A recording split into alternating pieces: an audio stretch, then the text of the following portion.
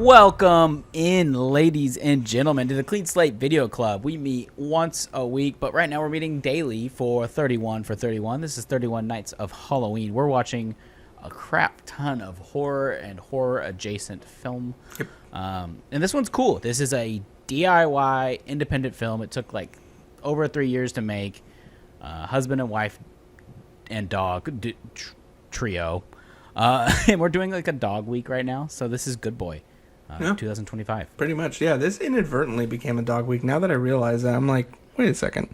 Anyway. Halloween is for the dogs. It's for the dogs. Remember when people just used to bark in high school? Yeah, I went to school school with people that would like meow. They'd be like, meow. I'm like, get away from me. That's worse. That's worse than getting barked at. Yeah, I feel like at least being barked at feels like a threat. Dog in us, you know. Got that dog in me, and it's just a Costco hot dog. Anyway, all right, we should have had dogs. Here is the logline for Good Boy. A loyal dog moves to a rural. I know, but I was like, a loyal dog? Like, all dogs are loyal. Anyway, a loyal dog moves to a rural family home with his owner, only to discover supernatural forces lurking in the shadows. As dark entities threaten his human companion, the brave pup must fight to protect the one he loves most. Who wins in a fight, Indy or Wishbone? Indy, 100%. That's not even... Okay. Scooby or Wishbone? I mean, Scooby or Indy? I might go Scooby. Yeah. Scooby's been around. Yeah. Yeah. Okay, Scooby or Courage? I would still go... I don't know, because Courage just kind of has that luck and that wit about him. Scooby, for the most part, is scared. At least Courage is drawn... Ooh. Airbud wins any day. I'm still going Airbud. Because he can use a basketball and just freaking go boom. Or a football, or a soccer ball, or a softball, or he's played every sport. Or a human child. Okay. Anyways, this is Good Boy. Let's hear that. Oh, you already did the log line. I really enjoyed this movie. And I think Daniel did as well. We've talked about it multiple times since we've both watched it at different times. But you could probably still catch this in theaters, I'd imagine. I think so. It's done really well. So I think it'd be wise for them to keep it in theaters for a while. But for an independent film, I think this is really good. I do have some issues with it. It's not a perfect film, but the making of it and the artistry that went into it, I think, makes it really enjoyable. So if you're someone that's maybe in the industry, or you just want to see a really unique take on a horror film, seeing it through the eyes of a dog is very fresh. I think this is a very original story. I'm a little confused about the messaging of it. I think the messaging is mixed. There's been a few horror films we've watched over the years doing this club and the podcast where I kind of walk away like, I don't think they think they know. I don't think what they think the movie is saying is not what the movie is saying sometimes. And I think that's kind of annoying. In this case, it's like, hey, cancer kills you, let it kill you. Don't fight it. I think that's kind of weird.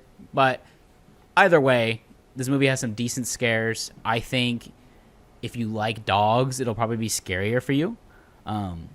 Or if you're maybe like a little skittish around horror films, you could probably handle this one for the most part. I think it's I don't want to say family friendly. It's a wife friendly horror film. Yeah. I did watch this with my wife and she enjoyed it. She loves dogs and she was okay. But yeah, ultimately the story falls flat for me, but I do love the visuals of it. Yeah. I know you didn't like the way the creature, so to speak, looked, but I did enjoy the way the creature looked. I'm surprised you actually remember that. Yeah, I remember things. So overall, it's a great movie. I think, everyone did a great job. And afterwards, they do, I think we kind of mentioned this in our Wishbone review, but they do this little explainer of how they filmed this. And it's just really cool to see. A lot of the stuff I kind of already knew, but it's just fun to see the behind the scenes footage. But also, just knowing that this was DIY 100%. The husband and wife duo making this movie is really cool because it makes me feel like I could do this. I could turn my house into a film studio for 4 years and make my wife hate me for a little bit. So if you guys Maybe I'll do that. We'll see. Maybe I just need a dog. I want a beagle for. Oh, dude, hear me out. Is it a good boy? It's a good turtle. He's so stupid. Hurry up, so I can. You're like talking about everything. I don't know. Okay, sorry, I'm ranting. Let me hear what you have to say. Let me hear what you like. Okay, so dude, okay, chill. First off, Carson forgot that this is our podcast, not his Wetzel's Watch List. Go subscribe. Sorry. Yeah. Anyway, so subscribe. Link in bio. Guys, so link in description. There it is, description. Yeah, so this movie, I think, very similar to Carson, the plot falls very flat for me. I thought this movie was going to be a whole different direction and was going to... Are you saying something? No, I'm curious what the different direction you thought it was. You just keep moving your mouth, and because the connection's so bad, I keep thinking you're saying something. Bad? Let me switch my AirPod out. I think it's your internet connection. Anyway, so what this, like, really, I thought it was going to do was going to be kind of your classic, like, horror movie. And then it was going to be the dog, not as the hero, but the dog as the asset of, like, I can see all the things and I'm going to help, like, rid this entity from the house. And so I thought it was going to be more of a hero-centric movie, which it is still kind of, but it's not. Or not even that the dog was the hero, that the dog can see all these things while all the horror is happening to the family. Yeah. So to speak. That was kind of my hope for it. Okay. I wouldn't say that this plot is better than my initial thoughts on it, just for the same reason as, like, well, for me, it's cancer is so overdone in all of our films. Like, every single... Like, there's probably hundreds of movies every single year that is, like, cancer is the antagonist, or cancer is bad, or it's just there. And it's just, like, can we just... Hot take? Cancer's bad? Yeah, cancer's good. Knock on wood. Anyway, so... You guys have an announcement to make. I have... cancer fatigue from films because it's just so overly done and so poorly done. Anyway, those are my issues with the films. However, like Carson said, everything in terms of the cinematography of it, to even just the dog acting, like the dog, it's good dog acting. Yeah, they didn't say it until the end, but the dog is not an actor. It's just like a house pet, and that's why I think it took him. It says it took him 400 days to make this film, and they would work with the dog like for maybe an hour a day or 2 hours a day, if that. And he said even some days it was like 20 minutes. And yikes. And that's why I'm like happy that this movie wasn't that long, but at the end of the day, it wasn't scary per se. It had some good scare elements to it, but it wasn't scary as much as I had hoped. I wish he could have pushed the limits a little bit more, because this was such a very obvious, nobody's really done this type of movie before. And I was wishing he would push the limits just a little bit more. It felt safe to me. It was very good in terms of the dog and the cinematography, but it just felt safe as a plot and as like what he could have done more with the horror. So that's my kind of whole take on the movie. But that last like little 5-minute piece that we get at the end of the movie is like gold. It's so good. But I'm curious, would the movie be as good if they didn't show it? So no, it kind of goes like to the DIY factor makes this good. Basically, that's it. Yeah.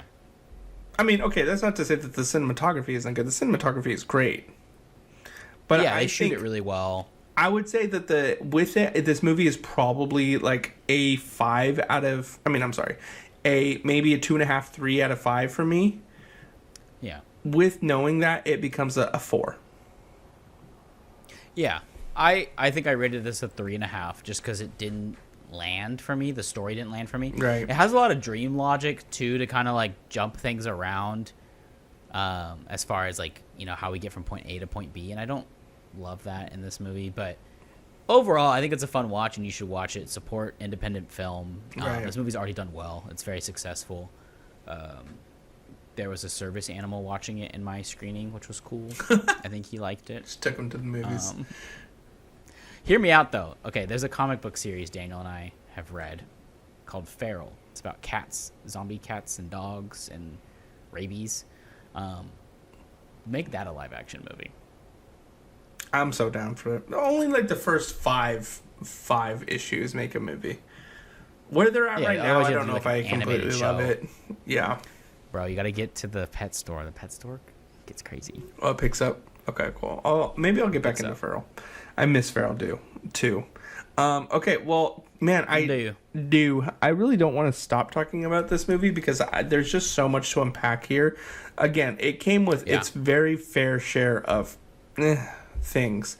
But overall, I think this is one of those movies where it's kind of like Citizen Kane for me. It's like this movie isn't as world-renowned as everybody's kind of making it out to be, but give this movie its dues. Like, it did really well here. It added elements in there that it stayed consistent with.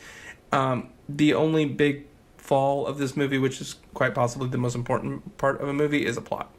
It's a very fresh movie, though. Like, I felt, like, inspired. So it did something. I was going to say, the last thing, too, was the character development of the actual protagonist. I know the protagonist is indie, but of the actual protagonist is horrible. It's so bad. The last scene, though, at the end of the movie, when it all kind of concludes and Indy's still in the basement, I was like, my heart kind of broke a little bit because of like the way the dog pauses and was like, do I leave or do I go? And I don't know. It's a sad movie, ultimately. Yeah, it doesn't end happy. It's more of a sad movie than it is a horror movie, to be honest.